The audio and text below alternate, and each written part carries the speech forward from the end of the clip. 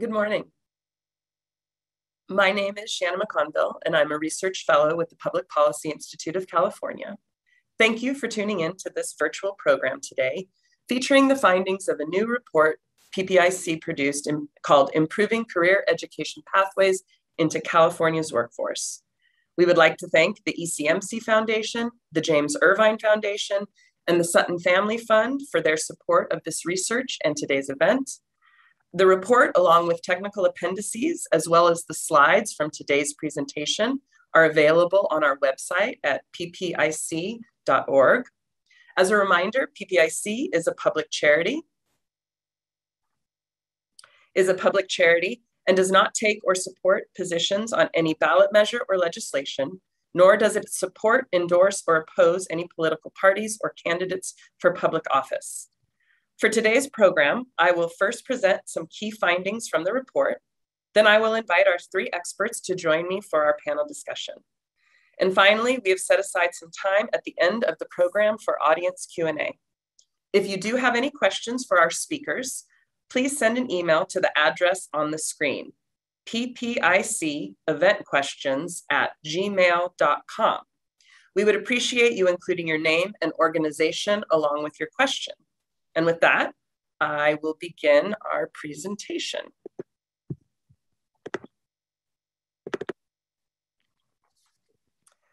I also wanted to just briefly acknowledge my co-authors with this work as well.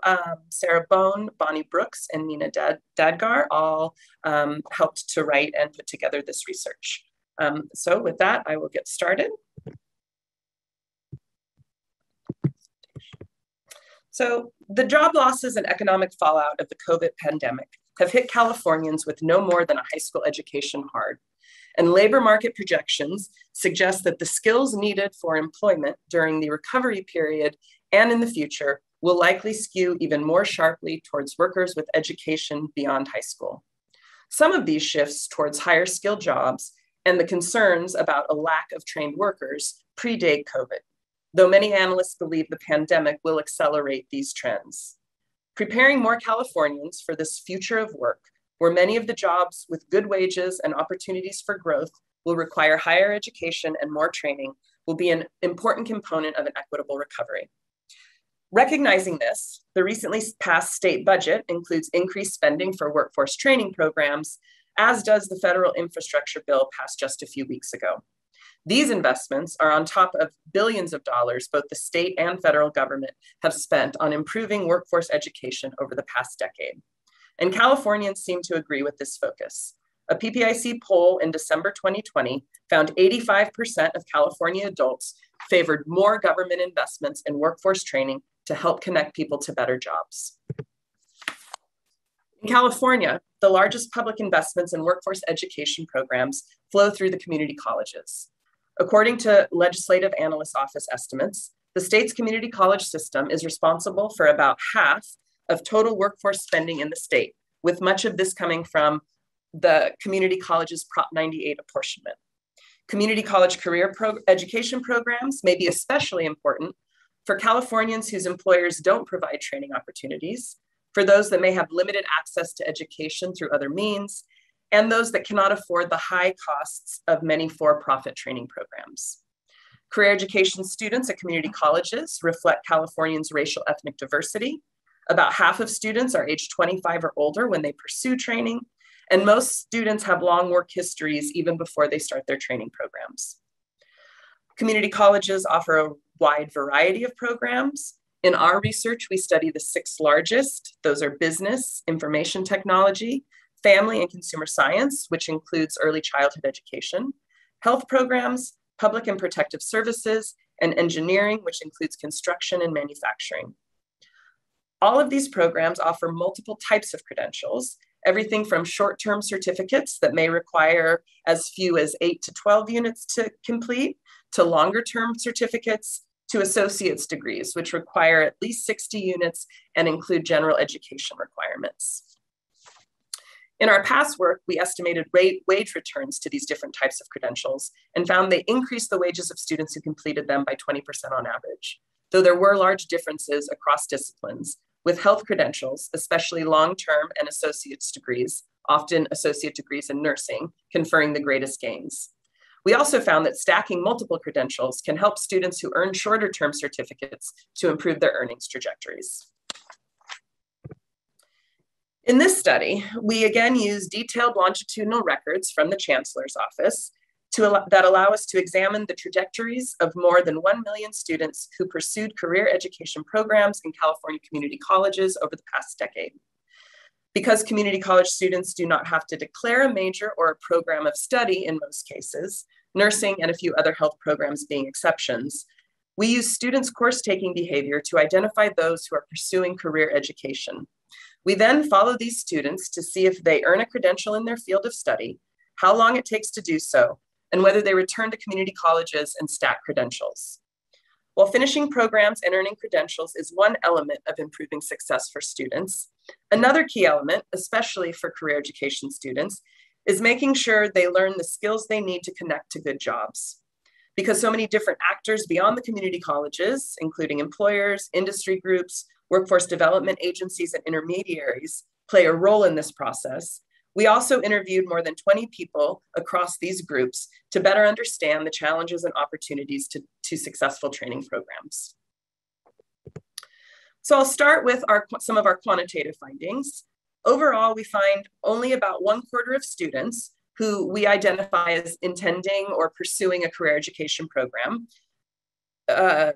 complete a credential within 6 years of earning their first credit in that field of study. I should note these completion rates exclude students who transfer to a 4-year college after they become intending in a career education program.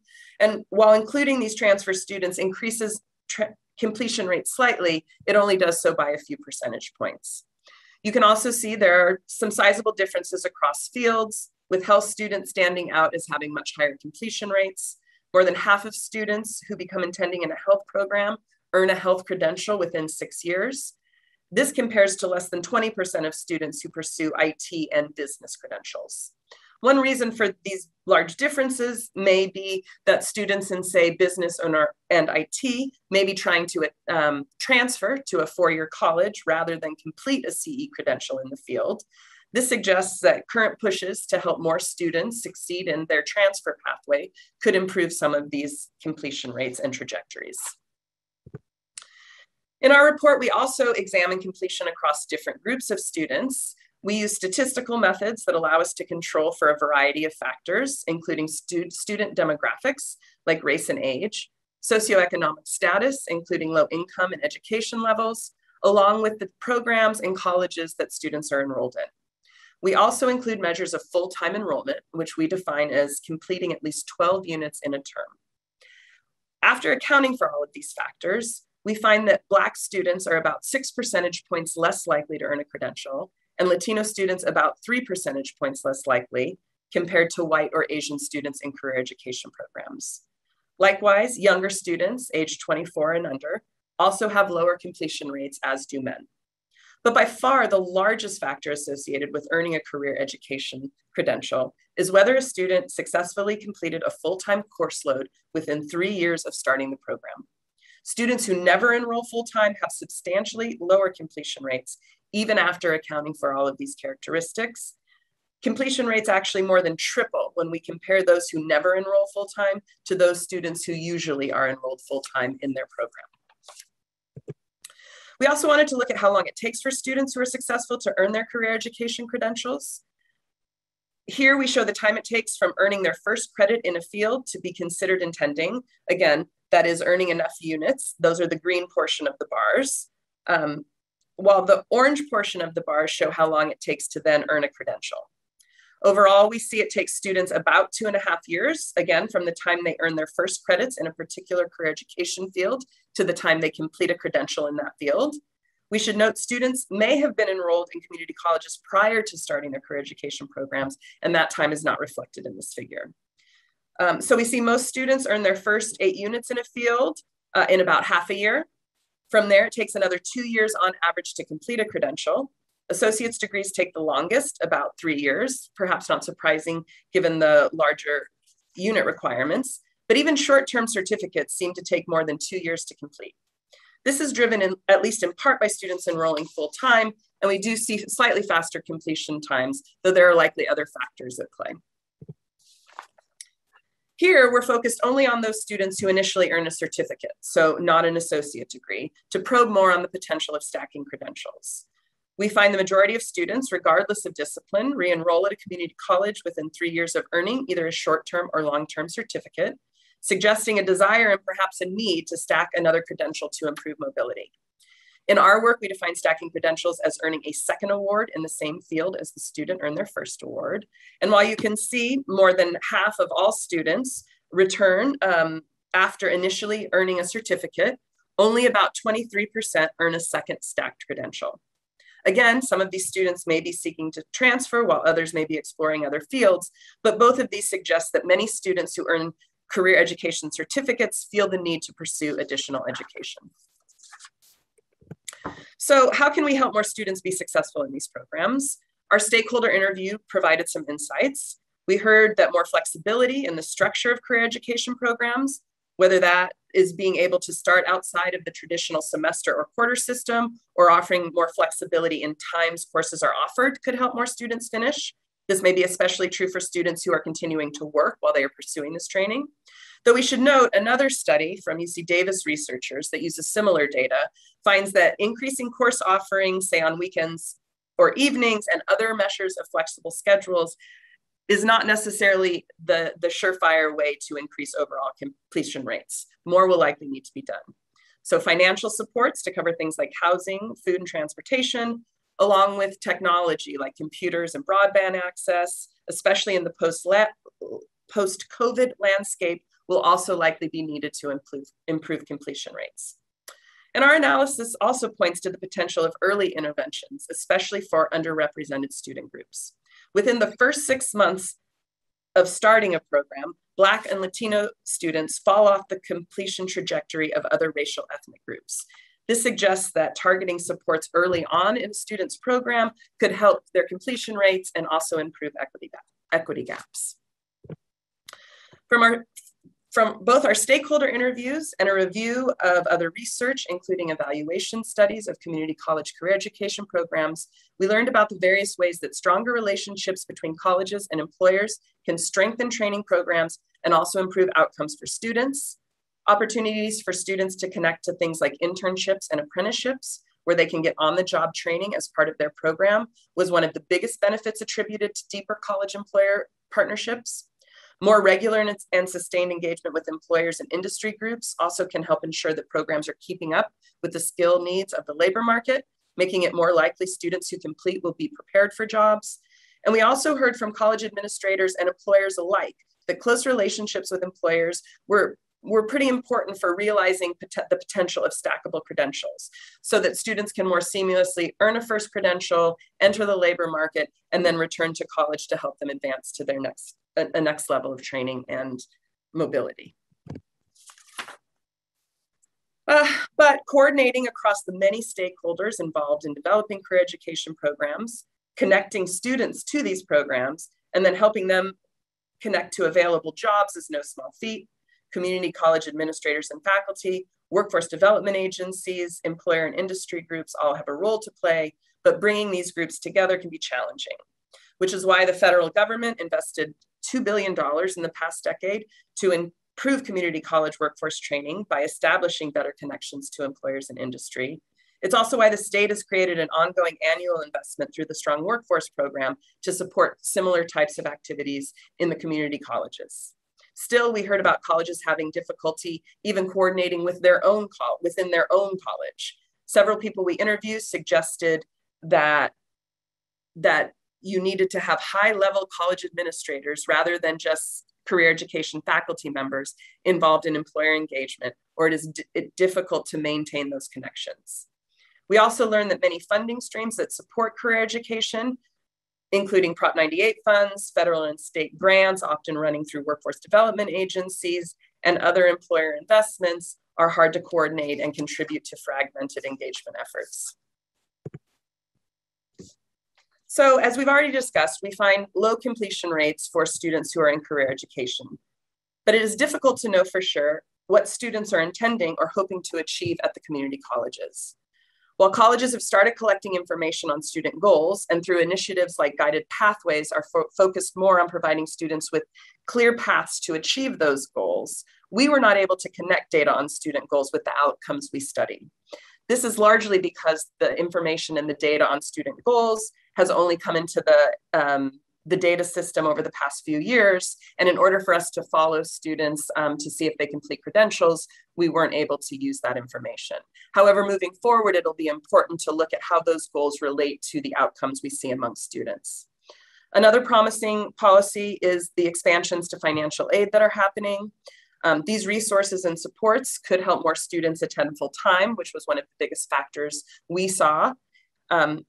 But even in our analysis, we see a pretty sizable gap between students who attempt to complete full-time course loads and those that earn at least 12 credits.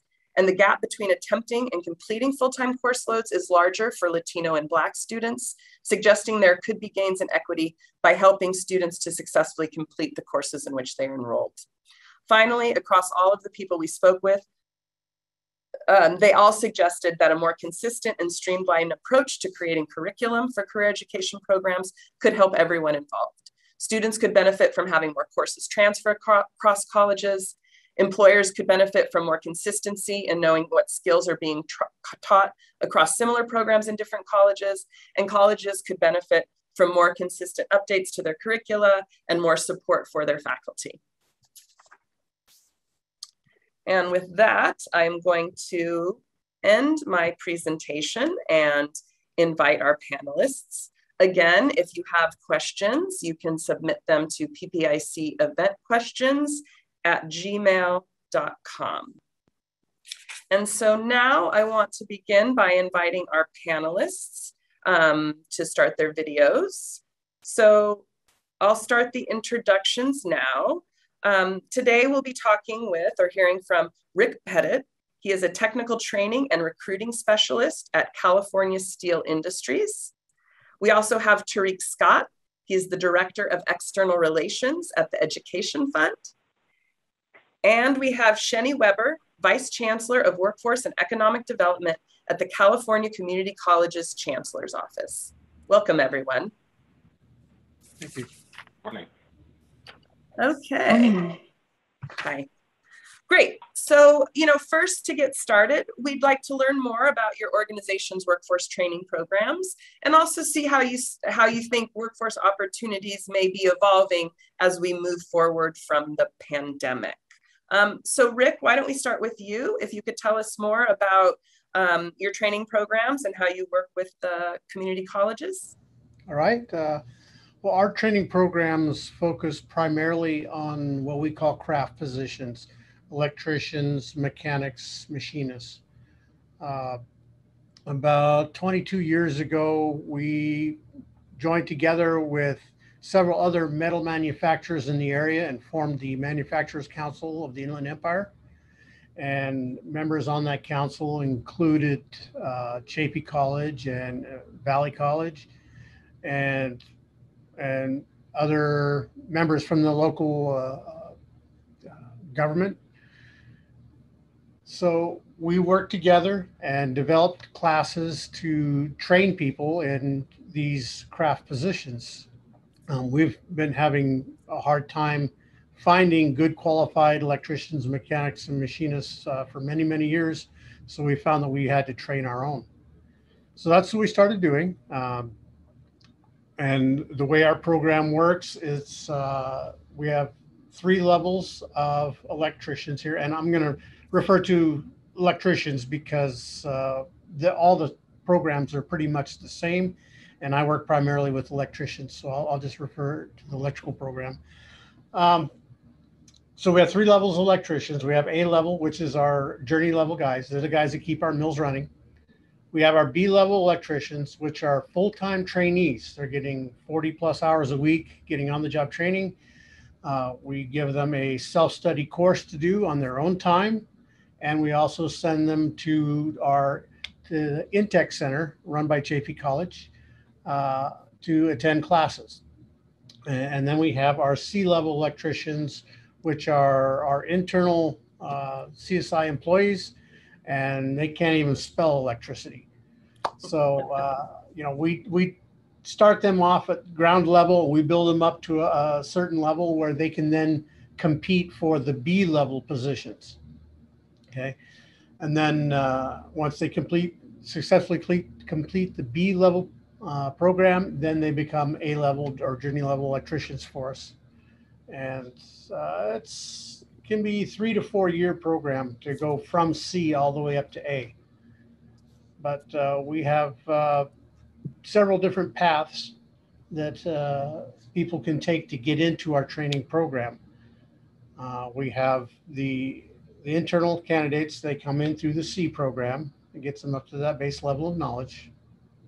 We have an internship program where we reach out to some of the local community colleges and for some of their students and offer a summer internship where they come in and work on the job training with us for 3 months. We send them to class again at the Intech Center for 2 days a week, and they get on that job training 3 days a week. We pay them for that. And at the end of the summer internship, we then give them what we call our craft test. We do a technical interview, and if they pass, then they go into our B program. So that's how our training programs kind of work. As far as how COVID has affected our training program, the biggest effect it has had is on the classroom time. It's, in-person classes to me is the best way for a student to learn, especially if you're trying to tie hands-on with classroom learning. And so it's been a challenge to do the online training vice the in-person classroom training. That's great. Thanks so much, Rick. Tariq, can you tell us a little bit about your programs in the healthcare field? Absolutely. Good morning, everybody. My name is Tariq Scott. I am the Director of External Relations with the SEIU, UHW, and Joint Employer Education Fund. That's quite a mouthful, so I will just say the Ed Fund moving forward. We're a labor management partnership and an education trust fund. We partner with 21 employers and 6 unions across 5 states. California, of course, Colorado, Nevada, Oregon, and Washington. Our largest union partner is United Healthcare Workers, or UHW, and our largest employer partners include Kaiser Permanente and Dignity Health. We represent over 100,000 healthcare workers, ranging from entry-level and non-clinical positions that earn relatively modest wages, such as food service workers and housekeepers, all the way up to sonographers and nuclear medicine technologists who make less modest wages. And it's really important to note that we work pretty much exclusively with incumbent healthcare workers. So in other words, working adults who are already in the field and who are looking to move up, as opposed to folks who are aiming to enter from other industries. Right now, we have 668 students in community colleges, with about 80% of them working on completing their general ed and prereqs. Our workers are 2/3 people of color and over 70% women.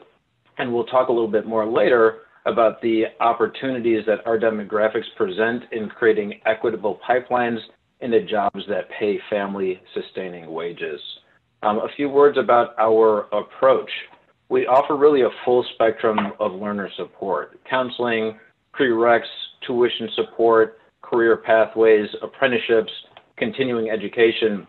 And given the range of students that we work with, we create multiple on-ramps onto career pathways and offer different levels of support depending on who it is that we're working with. And ultimately, our role as an intermediary between labor and management is to link the supply, that is workers and job seekers, with the demand being open positions.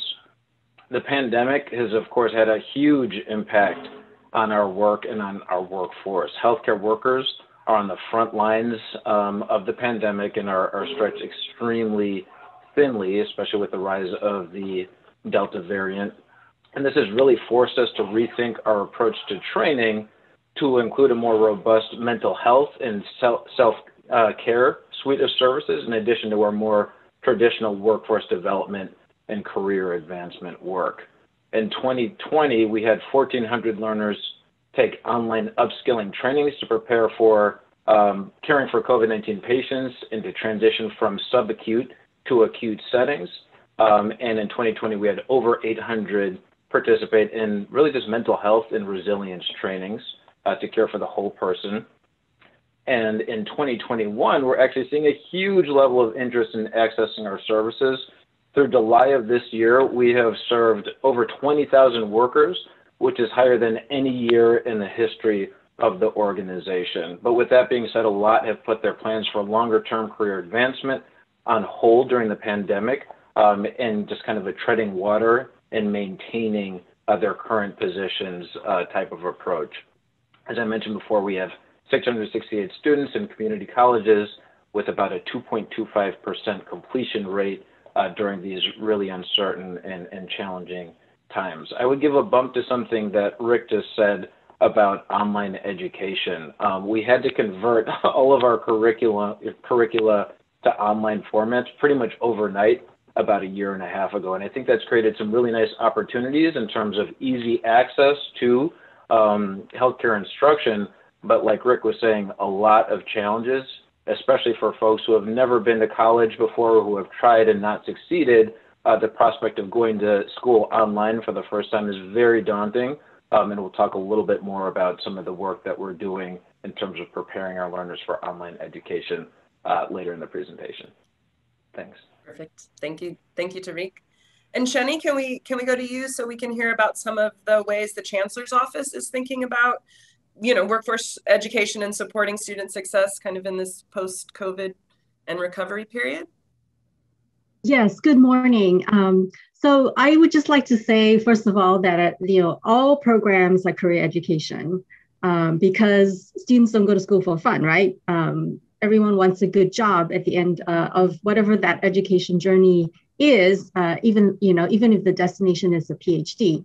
So I think that looking at CTE program data is only part of the picture. And for us, really looking at the changes in the economy, and there's this reskilling and upskilling imperative as more jobs become digitized, right? And this was happening before COVID, we all know that, and then it's just been accelerated by COVID. So I think the huge challenge for us is how do we look at developing more short-term workforce programs that lead to these certificates and degrees, right? The biggest issue, as Tariq mentioned, is the equity issue, making sure that our underrepresented students and our underparticipating groups are not only having access to education, but being able to complete in a way that is fast, that will get them into a good paying job with living wage, but then also looking at how do we really work with employers, partner with employers to connect them to jobs. So there's a big shift in thinking, in making sure that there's comprehensive services provided to these individuals. One of the things that we're looking at in terms of the impacts of COVID is that more and more employers are shifting to skills-based hiring, right? The degree is no longer a guarantee for success. And that's because there's this huge skills gap and employment gap that wasn't being addressed before the pandemic, and it's even more critical now. And I just want to point to a report that came out earlier this year from Burning Glass, and who's now at MC Burning Glass, called After the Storm, the Jobs and Skills That Will Drive the Post-Pandemic Recovery. And what they did was they looked at 1 billion job descriptions, right? Job postings, and they analyzed that. And what they've sort of done is organized it around 5 economies that are really growing. And this is what we're looking at. The California community colleges were organized by regions. We have our 10 traditional sectors, but that was from 30 years ago. And so much has changed in the economy. and really need to look at those vertical sectors like IT and global trade and advanced manufacturing, health, and much more biotech. You know, they used to be vertical, but they're now horizontal, right? Everything is interconnected. Global trade, logistics, manufacturing is in every single industry. And so if you look at the 5 economies: logistics, remote, green, automated, and readiness, these are all economies that have great job growth. There's a lot of technology that supports remote work. But we also need to keep in mind, if you look at these 5 economies, there's a lot of traditional jobs. Not everything is tech, right? It's just that tech is driving and changing the way we do work. So traditional jobs like marketing and sales are still very much in demand. The difference is just how the work is done, right? With a lot of technology. And then also looking at things like, you know, if you look at project management, that is in every single industry sector. There's a need that cuts across a lot of different sectors. So it's really thinking through what are these job opportunities that we can create training or incorporate it into our CTE programs to help our students really access these jobs.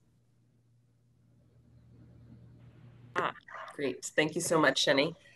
I want to remind everybody we're about 15 minutes away from our question and answer period. So if you would like to submit a question, you can do that at ppiceventquestions@gmail.com. And so we're going to continue our conversation, though. And so my second question, you know, we saw from the presentation relatively low completion rates, although to Shenny's point, you know, to the extent that students still build valuable skills, maybe completion is not as key, but we do see these low completion rates. And so I'm wondering, based on your experiences in your programs, what are some of the key strategies to helping people successfully complete the training that they start? Tariq, can you say, you know, something more about how, you know, you mentioned some of the things, but some of the factors that you really feel like help students or help the workers that you're serving be able to finish the programs that they start? Definitely. I would say that your analysis is really consistent with what we're seeing. Of our 668 students, current community college students, we've had 15 complete their intended degree or certificate in 2021, so a pretty low completion rate this year. Again, we support a population of students who are exclusively working adults. Our largest age demographic of community college students is in the 31 to 40 age range, and that comes with its benefits. Mainly in the form of a more mature and focused group of students, as we saw in the report. It also comes with challenges. We recently ran some focus groups to ask prospective students what it would take to get them to sign up for online education. And my favorite quote from those discussions was when a medical assistant told me, you know, the best time to go to school is when you're living with your parents. And I could not agree more. She went on to say that there simply aren't enough hours in the day to work, raise our kids, and train for a new job. But let's talk about some strategies that we have found to be successful. First and foremost, selection of high-quality education providers is critical. When vetting education partners, we look at a school's completion percentage and employment rates specifically for working adults as key metrics. We prioritize working with schools that understand what it takes for working adults to be successful. Things, and Shannon, you mentioned a few of these before, things like flexible scheduling, streamlined processes from a billing and administrative standpoint, and this one is specific to healthcare, availability of clinical placements for the job titles that require them is critically important, and it's huge. It's a challenge. I don't want to gloss over how challenging it can be, but it's something that is of critical importance for healthcare students. At the Ed Fund, we offer a range of supportive services to complement what's offered at the colleges: career planning assistance, laptop lending, tutoring. We actually just launched a program as a result of those focus groups I mentioned before called First Steps that offers a package of supportive services specifically for online education and digital fluency. So we pay for, like I said, laptop lending, we'll pay for internet access, basic computer skills courses, an intro to online learning course, basically how to be a student in an online setting. And we offer what we call a flexible support stipend, which is pretty much a prepaid cash card that we give to participants to cover expenses like childcare, bills, utilities, even rent while they take classes. The idea of foregoing wages is not an option for the majority of our workers, especially our non-clinical workers who are earning lower wages. Last but certainly not least, earn and learn opportunities such as apprenticeship and other forms of wage replacement programs are really the gold standard. We pay wages for a limited number of participants through these types of offerings, but we have to be very selective and strategic because of the associated cost and the huge level of interest that these offerings generate. And not surprisingly, our strongest outcomes by far result when we can design programs that allow students to master competencies in the classroom and in the clinic, log productive hours through those clinical placements I mentioned, while minimizing the impact on their wages. Great, thank you, Tariq.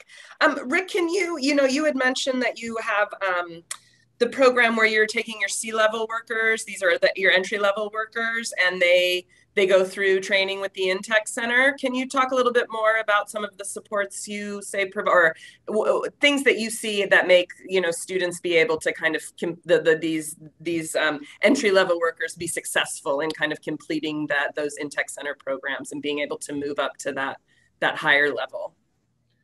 Well, I think key to their success is their drive. I mean, they want to advance in their careers. They want to better themselves and better provide for their families. So these moving up into these craft positions provides greater economic benefit for them and their families, and in some cases a large increase. We do offer tuition reimbursement to our employees here. I think the maximum amount allowed is $5,250 a year based on rules from the IRS. But we try to promote from within. That's kind of a company policy. So we like taking our entry-level employees and training them up into good careers. That's great. Thank you. And Shenny, do you want to say a little bit more about some of the, whether that's through the Vision for Success or some of the other things that the Chancellor's Office and community colleges are doing to support students on in their programs or when they're enrolled in the community colleges? Yes. So let me just first add that we know that there's gaps in the data, right? And we need a lot better data because, data isn't necessarily taking into account, thousands of students who complete an award in another discipline once they get started, and students who transfer to another institution. And we have students who take multiple classes at multiple colleges. We also know that younger students are less focused, and a lot of them are sampling courses and are likely to switch around. And then a lot of programs fall into CTE programs. And so what we're doing is really looking at the total student experience, right? Considering the student experience, guided pathways was brought up. We are organizing, looking at how, what can be done to meet students where they are. I know our colleges have done a really great job during the pandemic, providing Wi-Fi and laptops to students, providing the basic needs, supports that a lot of our students need, and just keeping them going and motivated. And also, it's really important. I think Tariq mentioned this, the total cost of education, right? It's really critical, the financial aid piece of it, because these are barriers to learning, right? There's not a lot of financial aid for part-time students, and also students over a certain age, and a lot of these adults that were, people that were serving are adults, and trying to find a better job. One area I think is really critical for us, and a lot of us mentioned the different strategies in terms of, tuition and reimbursement, the earn and learn programs. These are all wonderful, great strategies. what we really need to do a better job at is directly connecting students to jobs, particularly in our CTE programs, and looking at doing employer engagement very differently. You know, the example that Rick gave about the partnership with Chaffey College at Intact, that something like that, we want to make sure it's in every single one of our colleges, right? The partnership, because it leads to jobs. I think having the earn and learn programs, we are looking at a partnership with the labor agency, looking at sort of leveraging our state funding, right? Education funding, Prop 98 is allocated a certain way.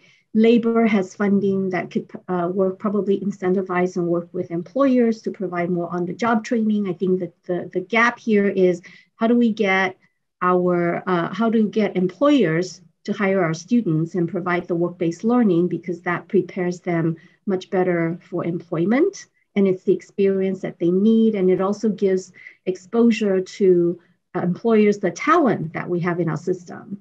That the students have in contributing to society. So those are all very high level things that we're addressing and looking at.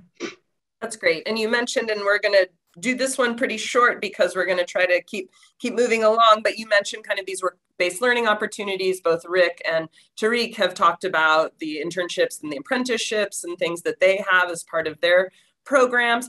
And this one, maybe I'll just open up to whomever, either Rick or Tariq. You know, obviously these are things that people recognize are helpful for students to get this on-the-job training, to learn more about things. What are some of the challenges that you've, and I hope it's not too lengthy a list, but if you could just talk a little bit about how you were able to kind of create these effective work-based learning opportunities for students. Yeah, Rick, do you have a few things? And then Tariq, could you jump in with a couple, and then we'll kind of start finishing up? Sure. Great. We've been working closely with Chaffey College for many years. And in talking with their lead instructor for the electrical programs they have, he was always complaining that, I've got all these students, they get this great education, but they can't get a job once they get out because they don't have experience. And we're having a hard time finding experienced and knowledgeable electricians. And so we kind of put our heads together and we decided that we would start these internship programs. They work, like I said, they do 3 months of internship. We pay them a salary while they attend class and on the job training. And it's a decent salary too. And so that helps them to be able to complete this program. But, as far as hindrances, we just can't train enough.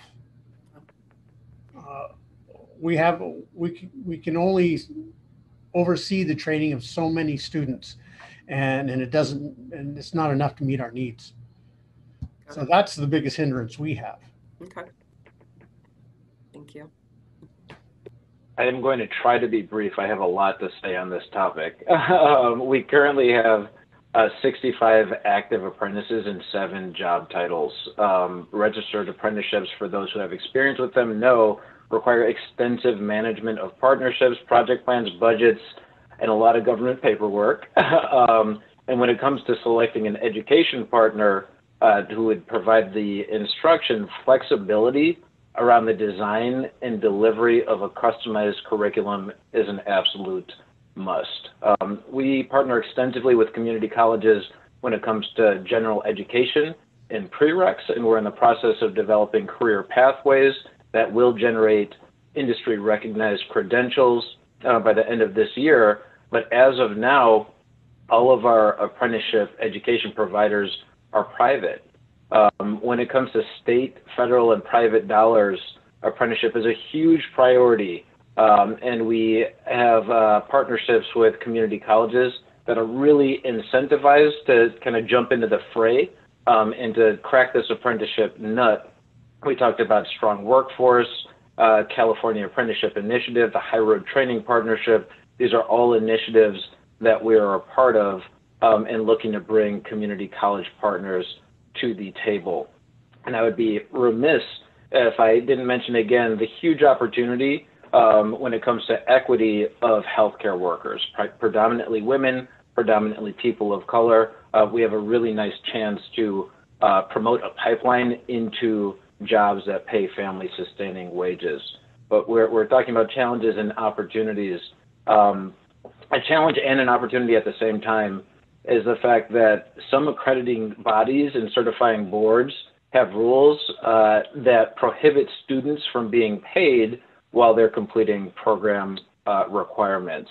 That's a big challenge when it comes to the apprenticeship model. Apprenticeships are jobs and they have wages associated with them, and our members have consistently given us the feedback that foregoing wages to participate in training is not an option. So finding a way to do both is really the world that we live in, and these funding streams are intended to defray the high cost of apprenticeship programs. Another quick plug is around some of the complexity of managing these complex projects with multiple stakeholders. Sometimes on colleges, there's a single point of contact who can kind of herd cats and make sure that the right people are at the table at the right times. Projects like that go much more smoothly than when we're playing the role of herding cats on the college campus. So figuring out a way to institutionalize the project manager or the point person on college campuses who shepherd these projects through would be a huge boon to lifting up these types of projects. Shannon, if I could follow up with what Tariq has said, I totally agree. The flexibility is really critical. And for our colleges, it's the partnership, the employer partnership, particularly with apprenticeships, right? We need a lot more apprenticeships, but we also need flexibility in that. We are partnered with the California Workforce Development Board on the high road training partnerships and encouraging our community colleges to participate in that, providing funding to support their engagement in HRTP. I also want to share in terms of opportunities. We just released this week the California Apprenticeship Initiative request for applications. There's $30 million that are available for partnerships eligible applicants to establish new apprenticeship programs, particularly in the non-traditional industry sectors, like healthcare, and others where apprenticeship model isn't used widely. So I am appealing to the employers out there to please take advantage of this opportunity and partner with an employers. If you have a workforce need, we can hopefully address it through pre-apprenticeship programs or apprenticeship programs. That's great. Thank you, Shani. And so we're going to do one last question, and we're going to try and lightning round it, about a minute for everyone. If you had kind of if you could prioritize one policy change or an area you feel could really improve community college programs and how they serve employers, labor market needs, and students, what would it be? Rick, why don't we start with you, and then Tariq, and then Shani, you can close us out, and then we'll move on to the questions. Thank you. Probably the biggest thing I could say would be we utilize employment training panel funds to pay for the classes that our trainees attend. Currently, or typically I should say, the employment training panel contracts, multi-employer contracts that the community colleges can get, like Intech, they limit students to 200 hours per contract. And that's not enough. That is not enough to train these guys to be, and gals to be good quality electricians, mechanics, or machinists. We need more hours. We need them to have more classroom hours. Thank you, Rick. Tariq? Okay, thanks, Rick. I would jump in with, I already touched on the idea of lifting the restriction on students being paid while completing clinical hours. We're not advocating that there's a requirement that all students are paid, but simply that the option is there when the funding is available for them. Another recommendation that I would have is around the use of real-time data to respond to labor market needs. So if there's a high proportion of contract education requests for a specific type of course or a specific job title, to think about flexing more resources into that region and including those types of courses into the 4-credit option. Again, working with education providers that can provide that flexible and nimble level of instruction is critical when it comes to apprenticeships. So being able to respond to the data to create more offerings would be hugely helpful.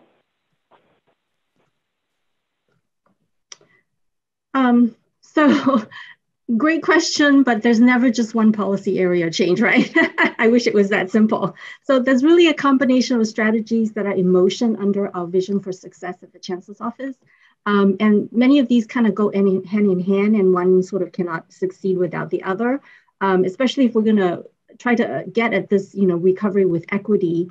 So let me just briefly cover what these are. The move towards competency-based, as employers move towards more skills-based hiring, really critical to connect the skills and competencies that we're teaching with what employers are hiring for. And that brings to the importance of experiential work-based learning.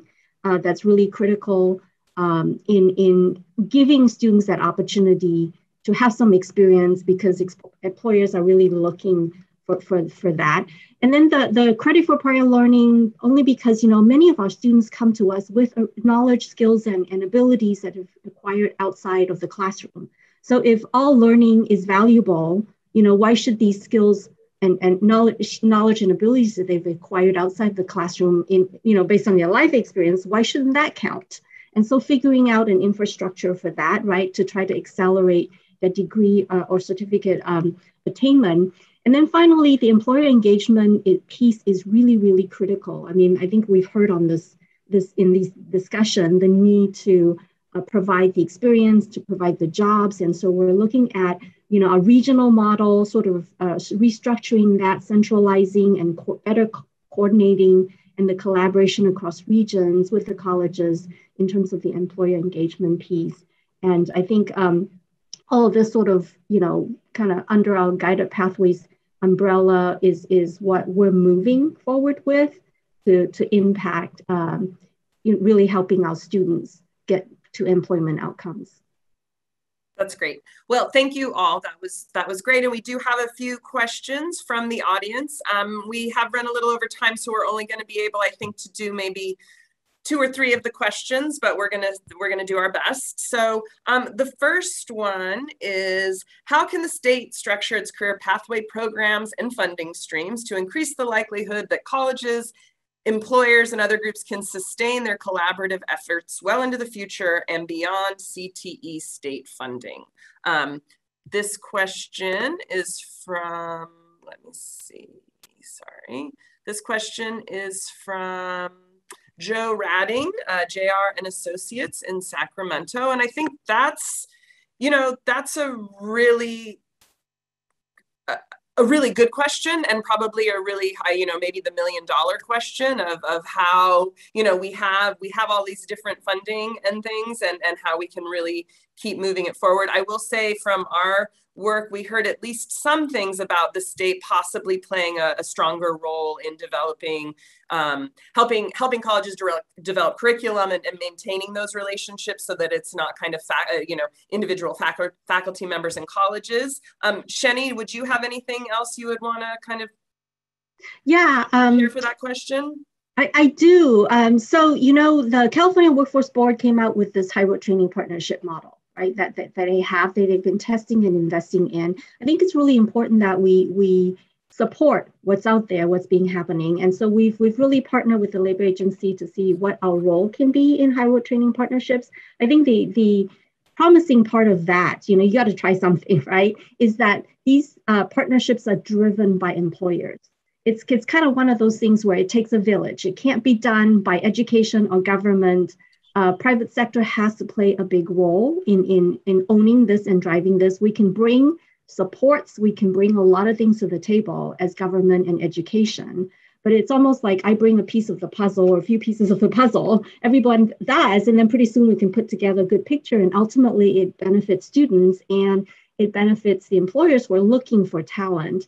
And so I think the collaboration piece cannot be understated, and the employers providing leadership is what I think will make this sustainable. And a lot of employers have stepped up to the table. Yeah, like California Steel Industries. I mean, I think Rick and their partnership and the length of time they've been, you're just committing resources and staff and instructors and things like that is a great example of that. I'm gonna do one more question, and so this question, and I'm kind of combining two questions, but there was a question that was asking kind of how do career education courses and programs, apprenticeship programs, and other pathways accommodate students who may have either limited English proficiency, who may have people with disabilities, kind of how these programs can accommodate kind of different groups of students. Tariq, could you say a little something about that? I can jump in with that, definitely. That's great. The First Steps package that I mentioned earlier is specifically going to be piloted in the Central Valley and the Inland Empire. So these are priority regions for a lot of our work and the work of a lot of our funders.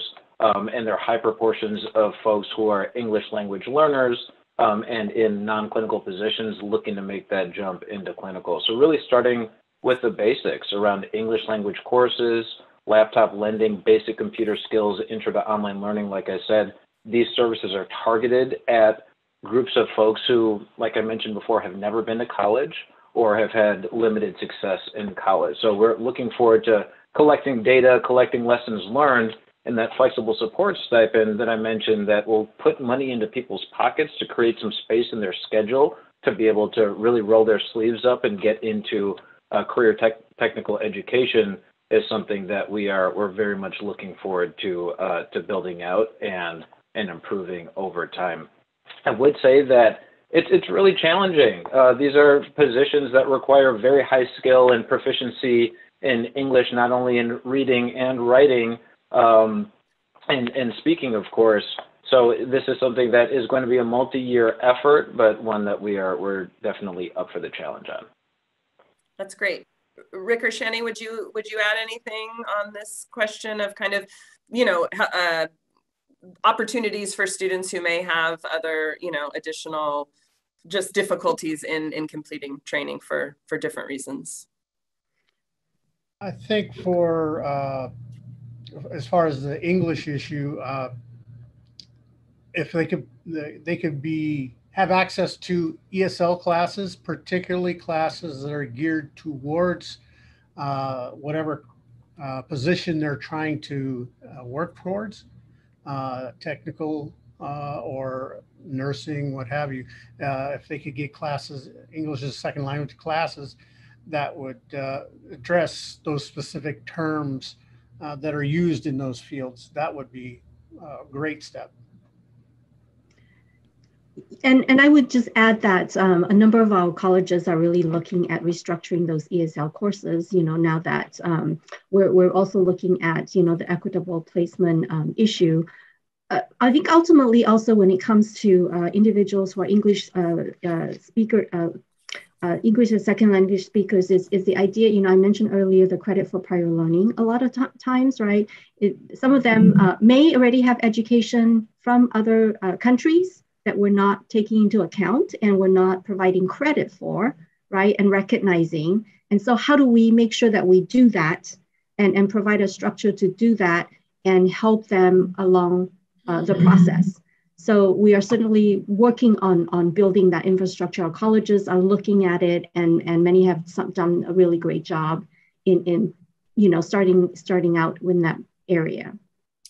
That's great. Well, you know what, we've already reached our time. I'm sorry to the questions that did come in that we weren't able to address, but I would be happy if you want to follow up. I'm happy to try to talk through some of those, and perhaps we can connect you to some of the panelists if you had some questions for them. But I want to thank all of you, Rick and Tariq and Shani, for joining us today and helping us kind of talk about these issues, and our report findings. And I want to thank the audience for joining us. And yes, that's that. And I think it's noon. And does everyone want to say say their farewells. Oh, we might already be gone.